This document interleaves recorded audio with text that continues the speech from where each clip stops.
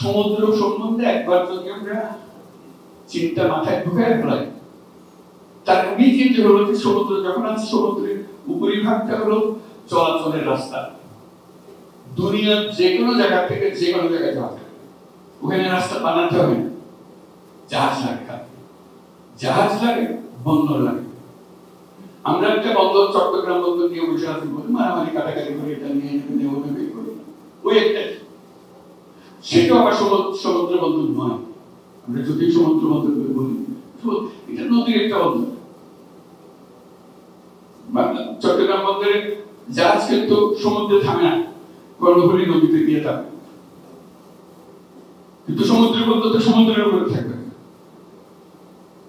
এই যে জলমা যেই মাত্র আমরা বঙ্গোপসাগর করে তার উপকূল দিয়ে মাথার মধ্যে ঢোকাবো, তখন দেখা যাবে যে কক্সবাজার, মাতারবাড়ি সবকিছু এখন বিরাট গভীর সমুদ্র বন্দরের জন্য প্রস্তুত।